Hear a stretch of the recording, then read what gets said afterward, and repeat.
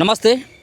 తెలంగాణలో వివిధ డిపార్ట్మెంట్లో రిటైర్డ్ అయినటువంటి కార్మికుల సంఖ్య చాలా పెద్ద మొత్తంలో ఉంటుంది. ఇప్పుడు మనకు వెనకాల కనబడుతున్నటువంటి వీళ్ళంతా కూడా ఆర్టీసీలో రిటైర్మెంట్ అయినటువంటి వివిధ హోదాల్లో పనిచేసి రిటైర్మెంట్ అయినటువంటి వాళ్ళు. సో వీళ్ళకి బెనిఫిట్స్ రావాలి, ప్రభుత్వం నుంచి రావాల్సినటువంటి బెనిఫిట్స్ అంతా కూడా ఆగిపోయినాయి. సో రిటైర్డ్ అయినటువంటి కార్మికులకి ఏ గవర్నమెంట్ అయినా కానీ సత్కరించి వాళ్ళకి షాలో గప్పి బోకెలు ఇచ్చి వాళ్ళని సగర్వంగా వాళ్ళ ఇంటికి పంపిస్తుంది ఏ సర్కారైనా. సో అప్పుడు గతంలో కేసీఆర్ ప్రభుత్వంలో ఉన్నటువంటి రిటైర్మెంట్ అయినటువంటి వాళ్ళు ఉన్నారు. ఇప్పుడు రేవంత్ రెడ్డి వచ్చిన తర్వాత కూడా రిటైర్మెంట్ అయినటువంటి కార్మికులకు అందాల్సినటువంటి బెనిఫిట్స్ ఎక్కడ కూడా అందట్లేదు. సో వాళ్ళు చేయనటువంటి పోరాటం లేదు, వాళ్ళు కలవనటువంటి లేత ఎవరు లేరు. సో ఈరోజు వీళ్ళంతా కూడా ఇక్కడ గాంధీ భవన్కి రావడం జరిగింది. గాంధీ భవన్కి వచ్చి మహేష్ కుమార్ గౌడ్కి ఒక విజ్ఞప్తి చేయడం జరిగింది. మా సంబంధించినటువంటి బెనిఫిట్స్ ఏవైతే ఇవేనా వివేక్ గారికి కూడా ఈరోజు వీళ్ళ ముఖాముఖి ప్రజావాణి నిర్వహించాడు కదా. ఈ ముఖాముఖి సందర్భంలో కూడా వివేక్ గారికి సైతం కూడా ఒక విన్నపాన్ని అందించడం జరిగింది. సార్ మా బకాయిలు ఎప్పుడు ఇస్తామంటూ. వీళ్ళకు ఉన్నటువంటి బకాయిలు ఎంత అంటే 800 కోట్లు మాత్రమే. ఎంత 17,000 మంది ఉన్నారా?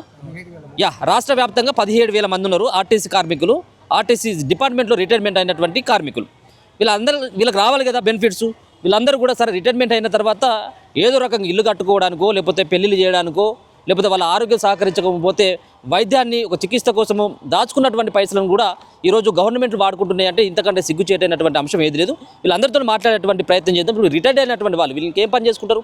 సో వాళ్ళు దాచుకున్నటువంటి పైసలు కూడా ఇవ్వడానికి ప్రభుత్వానికి చేతులు రావట్లేదు. మాట్లాడేటువంటి ప్రయత్నం చేద్దాం. నమస్తే. ఏం పేరు?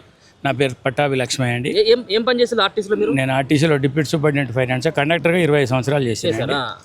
మొత్తం 38 సంవత్సరాలు సర్వీస్ పూర్తి చేసినాం. 38 సంవత్సరాలు చేసినాం. ఈ 2024 ఏప్రిల్లో రిటైర్ అయినాం. 2024లో రిటైర్ అయినాం. అప్పటి నుంచి ఇప్పటివరకు కూడా మాకు రావాల్సినటువంటి బకాయిలు సెటిల్మెంట్ రాలేదు. మేము నా ఒక్కరికి 20 లక్షలు రావాలి. 20 లక్షలు రావాలి. అట్టి డబ్బుల కోసం చాలా అప్పులు చేసినాం. పిల్ల పెళ్ళికి కూడా కొంత డబ్బు మేము అమ్మాయి వాళ్ళకి ఇచ్చేది ఉన్నది. అట్టి డబ్బుల కోసం కూడా వాళ్ళు మమ్మల్ని ఇబ్బంది పెడతా ఉన్నారు.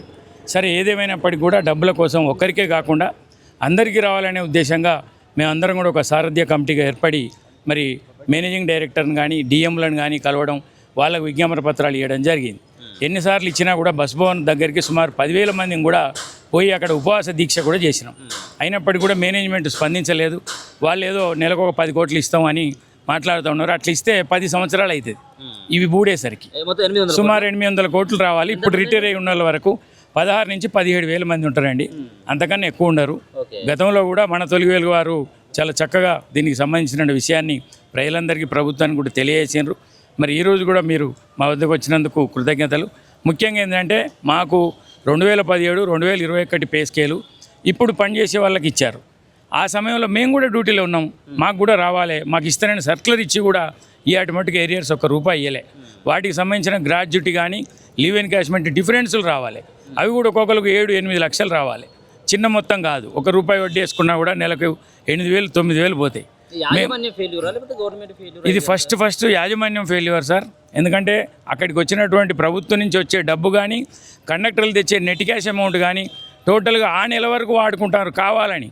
ఆ నెలలో ఇచ్చే జీతాలు, ఆ నెలలు కట్టే డీజిలు, ఆ నెలలో ఇచ్చేటువంటి అవుట్ సోర్సింగు, ఆ నెలలు ఇచ్చే అద్దె బస్సులకు కట్టేసుకుంటారు. మా పని అయిపోయిందని హాయిగా ఉంటారు. ఇక్కడ రిటైర్ అయిన కార్మికులు నెల పెరుగుతూ పోతారు. ఒక మొన్నటి నెలనే 442 మంది రిటైర్ అయ్యారు. ఈ లెక్కన మనం పెరుక్కుంటూ పోతాం తప్ప అవి ఇస్తే తరుక్కుంటూ పోతుంది. ఏ నెలకు ఆ నెల మాకు కూడా వచ్చే ఆదాయంలో మాకు ప్రొవిజన్ పెట్టాలి. రిటైర్మెంట్ కార్మికుల కోసం ప్రొవిజన్ పెట్టాలి. ప్రభుత్వం ఒక 300 కోట్లు ఇస్తానని చెప్తాంది, మహాలక్ష్మి పైసలు. అందులో నుంచి కూడా ₹1 ఇవ్వట్లేరు. మాకు కూడా ఒక 20% వాటా వస్తుంది, అవి ఇవ్వట్లేరు. ఇలా ఆర్టీసీని ఈ విధంగా డెవలప్ చేసి టోటల్గా ఆర్టీసీ డెవలప్మెంట్కే మేము కారకులమైనాం. 30-40 సంవత్సరాల సర్వీస్ పూర్తి చేసినాం. చిన్న జీతంతో అపాయింట్ అయినాము, చిన్న జీతంతోనే రిటైర్ అయినాం. మేమందరం 2013 జీతాలతో రిటైర్ అయిన వాళ్ళం. ఆ తర్వాత 17 ఇవ్వాలి, 21 ఇవ్వాలి. కేసీఆర్ ప్రభుత్వం ఇవ్వలే.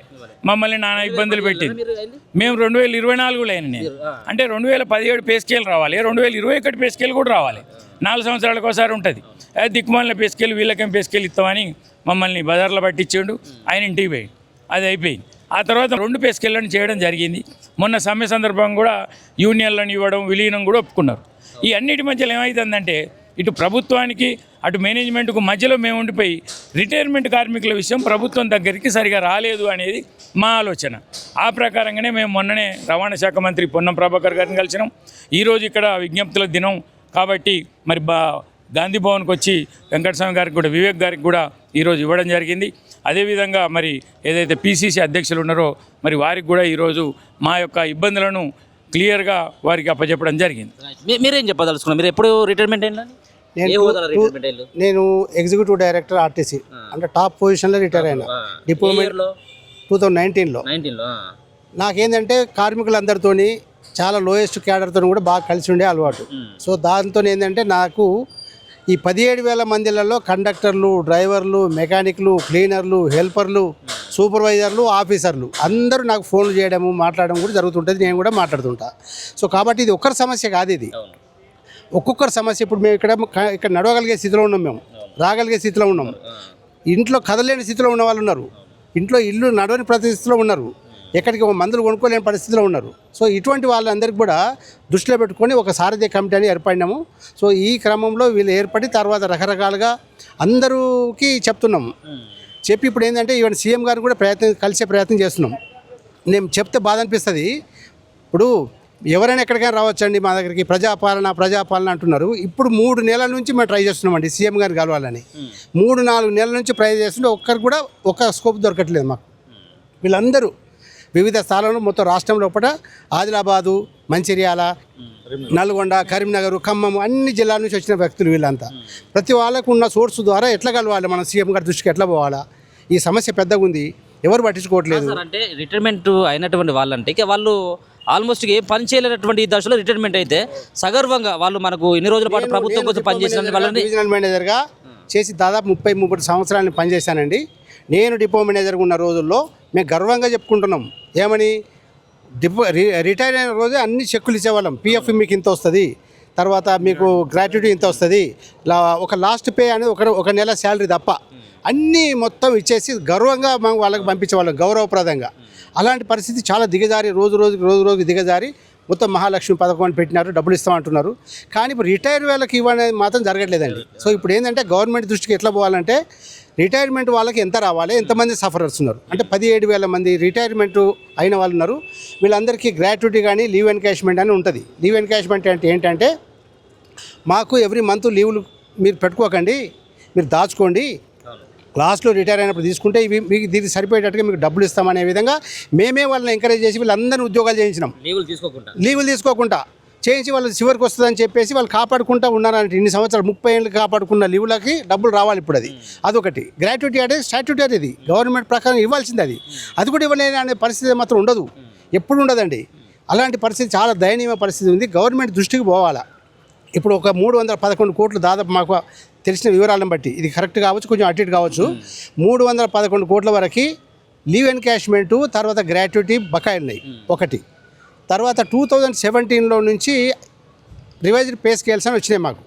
పే స్కేల్స్ ఎట్లా వస్తాయంటే ఇప్పుడు ఒకవేళ 2017 లోపల పే స్కేల్స్ వచ్చినప్పుడు ఆ రోజు వరకు ఉద్యోగాలు ఉన్న వాళ్ళు ఎవరు, అప్పటి నుంచి వాళ్ళు రిటైర్ అయినంత వరకు అవి వర్తిస్తాయి. అదే అడుగుతున్నాం మేము, అంతే. మేము వీళ్ళు దయాదక్షిణం అడగట్లేదు, వీళ్ళ అది న్యాయపరంగా లెజిటిమేట్గా రావాల్సినటువంటి డబ్బులు అవి. కాస్తారు ఇప్పుడు వీటన్నిటి కూడా మీరు దాచిపెట్టుకోవడానికి ప్రధానమైనటువంటి కారణం ఏంటిదంటే, సో దాని తర్వాత మనకి దేనికన్నా ఇల్లుకో లేకపోతే పెళ్లికో లేకపోతే ఆరోగ్యానికో ఏంటిది మీరు సఫర్ అవుతా ఉన్నారు ఏంటిది అసలు? మేము రిటైర్ అయిన తర్వాత ఈ గోస్ ఏంది, మేము ఆఫీస్ పట్టుకుని తిరగడం ఏంటి అని. అవును, చాలా అండి, చాలా మామూలు కాదు ఇది. మాకు కోఆపరేటివ్ సొసైటీ అని ఒకటి ఉండేదండి, బ్రహ్మాండంగా ఉండేది, ఏసియాలో నెంబర్ 1 ఉండే. మాకు వచ్చిన రిటైర్మెంట్ డబ్బులు ఇప్పుడు నేను చెప్పినట్టుగా అన్ని డబ్బులు కనుక వస్తే అందులో డిపాజిట్ చేసుకుంటే డిపాజిట్లు అనేది బతికే వాళ్ళం ఇంతవరకు 30-40 ఏళ్ళు అట్లా బతుకున్నారు అందరూ. కాబట్టి మీకు పబ్లిక్ తెలియలే వీళ్ళ ఆర్టీసీ వాళ్ళకి పెన్షన్ లేకుండా కూడా ఎట్లా బతుకుతున్నారంటే ఆ విధంగా ఉండేది. దాన్ని కొల్లగొట్టేసినారు మొత్తం, దానికి 910 కోట్లు బాకీ ఉన్నారు. అట్లా ప్రతి సంస్థని నిర్వీర్యం చేసి మాకు ఇవ్వాల్సిన డబ్బులు ఇవ్వకుండా ఇప్పుడు కేవలం వీటి మీదనే ఆధారపడతారు. పెన్షన్ లేదు. పెన్షన్ లేని క్రమంలో ఏంటంటే ఈ వచ్చిన డబ్బులు తీసుకుపోయి ఎక్కడో దగ్గర పెట్టుకొని దాని మీద వచ్చే పెన్షన్ ఏదైనా ఇంట్రెస్ట్ వగేరా ఉంటే దాని మీద బతుకుతూ ఉంటారు. సో కాబట్టి ఇది లేకుండా పోతుంది. దయచేసి ఏంటంటే గవర్నమెంట్ దృష్టికి పోవాలి.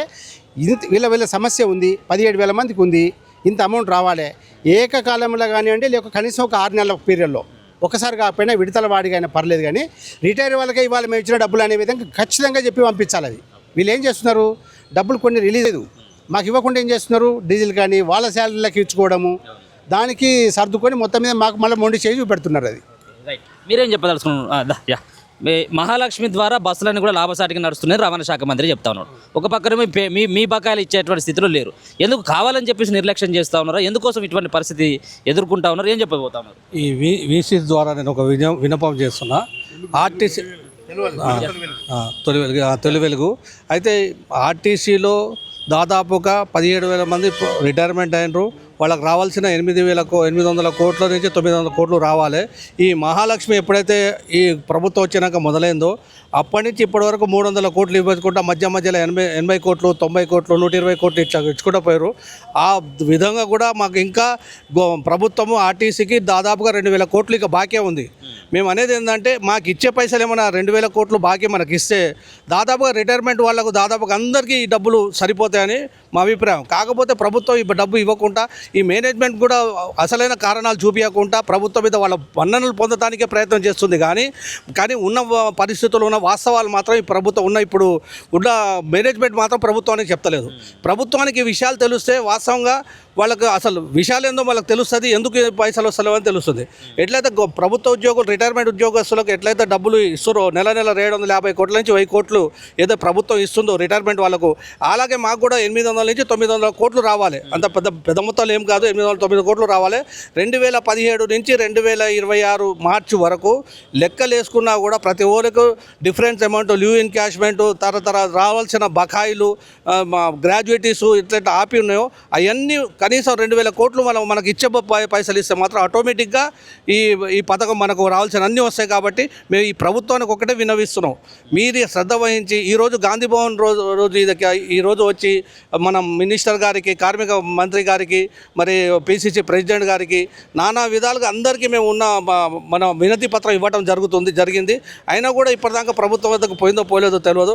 దయచేసి మీ తెలుగు వెలుగు ద్వారా మాకు ప్రభుత్వానికి ఈ యొక్క మా విన్నపాన్ని మా దేవతని చీఫ్ మినిస్టర్ సీఎం గారి దగ్గరికి పంపాల్సిందిగా కోరుతున్నాం. మీరు మాట్లాడతారా? ఏం చెప్పదలుచుకున్నాను అంటే ముఖ్యంగా అంటే ఆరోగ్యాలు బాగలేక, పైసలు లేక, చికిత్స పొందలేక చనిపోయినటువంటి కార్మికులు మరి మీ డిపార్ట్మెంట్లో ఉన్నారో నాకు తెలియదు, కానీ వేరే సంబంధించిన డిపార్ట్మెంట్లో అయితే నేను చూసినా. సో 300 మంది చచ్చిపోయేలా వైద్యం అందక ఈ పైసలు రాక ఏం చెప్పదలుచుకున్నారు పాప ఆ కుటుంబాలను చూస్తే? ఎందుకంటే వాళ్ళు రెగ్యులర్గా పనిచేసి దాదాపుగా వాళ్ళ ఏజ్ అంతా కూడా దీంట్లో దారదత్తం చేస్తూ ఉంటారు. ఏంటి ఏమనిపిస్తూ ఉన్నది? మేము 30-40 సంవత్సరాలకు పనిచేసి మాకు డబ్బులు రాక చాలా అవస్థలతోటి ఈ విధంగా మేము నానా అవస్థలు పడకుండా ప్రభుత్వం పైసలు రేపు వస్తాయి మా వస్తాయి అని చెప్పి ఎదురు చూసుకుంటా ఇంతకాలం కూడా ఉండి కేసీఆర్ ప్రభుత్వం ఏదైతే పరిపాలన చేసిందో అదేవిధంగా ఇప్పుడు కాంగ్రెస్ ప్రభుత్వం కూడా అదేవిధంగా పరిపాలన చేసి మమ్మల్ని ప్రతిరోజు న్యాయవంచన చేసుకుంటా మభ్య పెట్టుకుంటా మోసం చేస్తుంది. మేము ఈ తొలి వెలుగు పత్రిక ద్వారా ఏంటంటే ప్రభుత్వం కానీ మా ఆర్టీసీ కానీ మేనేజ్మెంట్ కానీ మమ్మల్ని కూర్చోబెట్టి అసలు ఈ సమస్య పరిష్కారం ఏంటిది, ఎట్లయితే దీన్ని సాల్వ్ చేస్తారని చెప్పి చేయాలని మేము కోరుకుంటున్నాము. చాలామంది ఇప్పటికీ 400 మంది చనిపోయినారు. ఈ చనిపోయిన కేసులు ఇంకా మరింత విరగకుండా తగ్గించడం కొరకు అనతి కాలంలో ఇప్పుడు ఇవ్వాలని మేము 40 సంవత్సరాలు పనిచేసిన తర్వాత ఇప్పటికి కూడా 10 సంవత్సరాల నుంచి డబ్బులు ఇవ్వకుండా వేధించడం వల్ల మాకు చాలా అవస్థలు పడుతుండ్రు. అదే దినసరి కూలి అయితే చేస్తే సాయంత్రం పూట పని వెళ్ళిపోతారు. అదే మేము 40 సంవత్సరాల డబ్బుల కొరకు కూడా 10 సంవత్సరాలు వెయిట్ చేస్తే మనిషి సగటు జీవితకాలం కన్నా మేము ఎక్కువనే పనిచేసి మా శ్రమదానం చేసి ఆ రక్త మాంసాలని నిలబడినాయి. కాబట్టి మా డబ్బులు తొందరగా ఇప్పించాలని కోరుతూ ప్రభుత్వం చర్య తీసుకుంటే మామూలు ఒక కమిటీగా ఏర్పరచుకొని మా సమస్యలను పైకి తీసుకెళ్ళని తొందరలో చేయాలని మేము కోరుకుంటున్నాం. మీరేం చెప్పదలుచుకున్నారు సార్? మీరు ఎప్పుడు రిటైర్మెంట్ అయ్యాలని? నేను 2015లో రిటైర్ అయినా. నేను కేసీఆర్ గవర్నమెంట్ ఉన్నప్పుడు నేను రిటైర్ అయినా. అయితే నేను లోకల్లో ఉంటా కాబట్టి మన అన్ని జిల్లాల నుంచి కోఆర్డినేషన్ చేయడానికని నన్ను అట్లా పెట్టుకున్నారు. నాకేం సమస్య లేదు. అయినా కానీ నేను చెప్పదలుచుకుంది ఏంటంటే నాకు అప్పుడే వచ్చినాయి సార్. అయితే తొలి వెలుగు ద్వారా నేను విన్నపించేది ఏంటంటే ప్రభుత్వం ఇప్పటికైనా ఈ మీడియాలో వచ్చేదాన్ని నేను చూసి సీఎం గారు స్పందించాలి, మమ్మల్ని పిలవాలి, మా బాధలు ఏందో తెలుసుకోవాలి. వారు మమ్మల్ని పిలవడానికి మాకు ఒకరు పిలవకుండా మేమేమి చిన్నబోము మేము, కానీ మాకు అన్నం పెట్టే వ్యవహారం ఏదో మా ఎండి గారితో మాట్లాడనైనా సరే మాకు వెంటనే నిధులు సమకూర్చాలి. ఎందుకంటే ప్రభుత్వం తలుచుకుంటే అసాధ్యమైనది ఏది లేదు. ప్రభుత్వం ఆ యొక్క ప్రభుత్వ ఉద్యోగులకు 1000 కోట్లు ఇస్తున్నామని చెప్పేసి మేము రోజు చూస్తున్నాము. మాదంతా చిన్న మొత్తం, వారు ఇచ్చేది మాది చిన్న మొత్తం. కాబట్టి వారు తలుచుకుంటే అది రాజు తలుచుకుంటే దెబ్బలు కొదవ అంటారు కదా. సీఎం గారు తలుచుకుంటే అది సమస్య కాదు. వారు మమ్మల్ని పిలిచి మాట్లాడిన సంతోషం, మాట్లాడకున్నా కానీ మాకు వెంటనే సత్వరంగా ఆ యొక్క ఏదైతే మహాలక్ష్మి పథకం ద్వారా వచ్చే ఉద్యోగులకు ముందుగా బకాయిలు చెల్లించి వారి ఆర్థిక పరిస్థితులు, ఆరోగ్య పరిస్థితులు, కుటుంబ పరిస్థితులు ఇవన్నీ కొంతవరకు మేము సంతోషంగా ముందు కొనసాగడానికి, అరే అప్పులు చేసిపోయాడు వాడు అంటే మేము రిటైర్ అయిన ఉద్యోగులు చనిపోతే కూడా తిట్లు తినే పరిస్థితిలో ఉన్న పరిస్థితి, కుటుంబాలు రోడ్డున పడ్డాయి. 400 కుటుంబాలు రోడ్డున పడి అన్నమో రామచంద్ర అని బాధపడుతున్నారు. మీరు ఆ రోజు ఇచ్చిన వాగ్దానం ఏదైతే ఉందో ఆర్టీసీని విలీనం చేస్తా అన్నారు, అన్ని వసతులన్నీ ఇస్తా అన్నారు మీరు. కానీ మీరు మళ్ళీ మేము సమ్మె చేసిన దాకా మీకు ఆ విషయం గుర్తుకు రాలేదు. మేము సమ్మె చేసిన తర్వాత ఒకరు ప్రాణం కోల్పోయిన తర్వాతనే అదేదో నామమాత్రంగా 11% మీరు ఇచ్చినారు, సంతోషం. మీరు ఎంత ఇచ్చినారు, తక్కువ ఇచ్చినారని మేము అంటలేము, మాకు సంతోషమే. కానీ మీరు ఇచ్చింది ప్రతి లబ్ధిదారునికి, విశ్రాంత ఉద్యోగ ప్రతి లబ్ధిదారునికి చేకూరేలాగా అది ఇవ్వవలసిన బాధ్యత ప్రభుత్వంగా మీదుంది. మరి ఎండి గారు కూడా మమ్మలను అసలు పట్టించుకుంటలేరు. పోతే మేము ఇవ్వలేము, 10 కోట్లు ఇస్తాం, 5 కోట్లు ఇస్తామని బార్గెనింగ్ చేస్తున్నారు. 10 కోట్లు 5 కోట్లు ఒకట్లా ఇచ్చేది ఉంటే మాకు 100 సంవత్సరాలు కావాలా మా బకాయిలు అన్నీ చెల్లించడానికి. అప్పటికి రాజు ఎవడు, మంత్రి ఎవడు, బతికేది ఎవడు, తినేవాడు, మా పిల్లలు ఏమైపోవాలి? నడి రోడ్డు మీద పడి అన్నమో రామచంద్ర అంటుంటే మీరు మా జీవితాలతో ఆటలాడుకునే విధంగా ఉండద్దు. దయచేసి మేము ప్రభుత్వాన్ని విజ్ఞప్తి చేస్తున్నాం. ఈరోజు వివేక్ వెంకటస్వామి గారు మాతోని చాలా సహృదయంగా మాట్లాడినారు. నేను ఈ విషయంగా పరిశీలి చేస్తా అన్నారు, మేము నమ్ముతున్నాం. అదేవిధంగా మహేష్ కుమార్ గౌడ్ గారిని కూడా కలవడానికి వచ్చాం. మేము వారిని కూడా కలిసి వినతి పత్రం సమర్పిస్తాం. ఖచ్చితంగా ప్రభుత్వం నుంచి మాకు సానుకూలమైన సంకేతాలు వస్తాయని ఆశాభావంతో. Thank you. సో మొత్తానికి ఇది ఎవరు చెప్పినా కానీ ఒకటే వర్షన్ వీళ్ళందరిది కూడా రిటైర్డ్ అయినటువంటి కార్మికులు, దాదాపుగా 30 నుంచి 40 సంవత్సరాలు పనిచేసినటువంటి కార్మికులు. ఇక ప్రభుత్వాలు చెప్తాయి కదా ఎంత గొప్పగా చెప్తాయంటే, మనది ధనిక రాష్ట్రం అని చెప్పేసి ఒక పక్కన, 4th సిటీ అని ఒకటి, మరొక పక్కన మెట్రో ప్రాజెక్ట్ అని చెప్పేసి, మూసి సుందరిక అని చెప్పేసి, ఇటువంటి ప్రభుత్వాలు వీళ్ళకి వచ్చేటువంటి 800 కోట్ల రూపాయలు ఇవ్వడానికి మీ చేతులు ఎందుకు రావట్లేదు? రేవంత్ రెడ్డి గారు ఇంకెన్ని రోజులు తిరగాలి? ఆ రోజు కేసీఆర్ గవర్నమెంట్ కూడా వాళ్ళ చుట్టూ తిరిగిండు, ఈరోజు మీ చుట్టూ కూడా తిరుగుతూ ఉన్నారు. నిజంగా చెప్పాలంటే వీళ్ళ ఉసురు దాకుతుంది. ఎందుకంటే వాళ్ళు పాపం రిటైర్డ్ అయ్యి వాళ్ళ ఇంట్లో ఉండి వాళ్ళ కాలక్షేపం చేయాల్సినటువంటి ఇది వాళ్ళంతా కూడా ఇంట్లో ఉండాల్సినటువంటి వాళ్ళంతా కూడా ఇంకేం పని చేత కాదు కదా. 40 సంవత్సరాల పాటు ఆ బస్సుకు సంబంధించినటువంటి స్టీరింగ్ పట్టుకొని ఎప్పుడు కూడా 24 గంటల పాటు కూడా బస్సులో నిలబడి టికెట్లు ఇచ్చినటువంటి కండక్టర్ అన్నలు ఉన్నారు, మరో పక్కన డ్రైవర్ అన్నలు ఉన్నారు. వివిధ హోదాలో పనిచేసినటువంటి కార్మికుల యొక్క కనీస సమస్యలు పట్టకుంటే ఈ ప్రభుత్వాలు ఉంటేందా లేకపోతే ఎంత? కనీసం వీళ్ళకి రావాల్సినటువంటి 1000 కోట్లు కాదు కదా. ఇవాళ పొంగులేటి శ్రీనివాస్ రెడ్డియో లేకపోతే ఉంటే ఇంకో సంబంధించినటువంటి మంత్రి ఆ పొన్నం ప్రభాకర్ సంబంధించినటువంటి కాంట్రాక్టర్ సంబంధించినటువంటి ఇచ్చేటువంటి పైసలు ఏమో ఇమ్మీడియట్గా రిలీజ్ అయిపోతాయి. ఎందుకంటే దానిలో కమిషన్లు వస్తాయి కాబట్టి. వీళ్ళకి ఇచ్చేటువంటి దానిలో కమిషన్లు రావు కదా, అందుకోసం ఆపుతా ఉన్నారా? సో వీళ్ళ వీళ్ళ పిల్లల గోస కూడా దాకుతుంది. దయచేసి గుర్తుపెట్టుకోవాల్సిన అవసరం ఉంటుంది. ఒకవేళ కనుక మీరు కనుక మీ హయాంలో ఇచ్చినట్టయితే వీళ్ళందరూ కూడా వాళ్ళు మిమ్మల్ని అప్రిషియేట్ చేస్తారు, రేపు మీ గవర్నమెంట్ రావడానికి వాళ్ళు సహకరిస్తారు.